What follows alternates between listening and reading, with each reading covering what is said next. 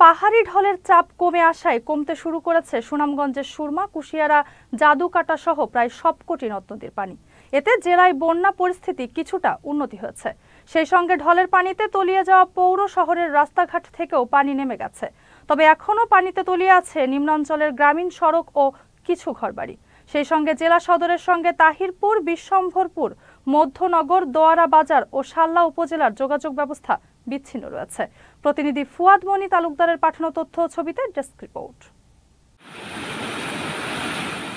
টানা বৃষ্টি ও উজান থেকে নেমে আসা পাহাড়ি ঢলে দ্বিতীয় দফায় প্লাবিত হয়েছে সুনামগঞ্জের নিম্নাঞ্চল। তলিয়ে গেছে রাস্তাঘাট। ফলে জেলা সদরের সঙ্গে তাহিরপুর, বিশ্বম্ভরপুর, মধ্যনগর, দোয়ার বাজার ও শাল্লা উপজেলার যোগাযোগ ব্যবস্থা বিচ্ছিন্ন হয়ে পড়েছে। পাহাড়ি ঢল কমে আসায় জেলায় বন্যা পরিস্থিতির কিছুটা উন্নতি হয়েছে। পানি নেমে গেছে জেলা শহর থেকে। তবে জেলার নিম্নাঞ্চলে বাড়িঘরে বানের পানি ঢুকে পড়ায় আশ্রয়কেন্দ্রে ছুটছেন অনেকে।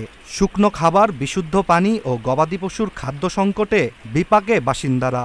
ভোগান্তিতে 2 লাখেরও বেশি মানুষ।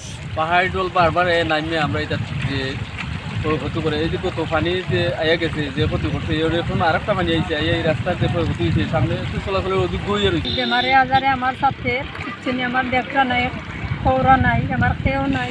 পানি উন্নয়ন বোর্ড বলছে, বানের পানি কমলেও দুর্ভোগ কমছে না সুনামগঞ্জবাসীর।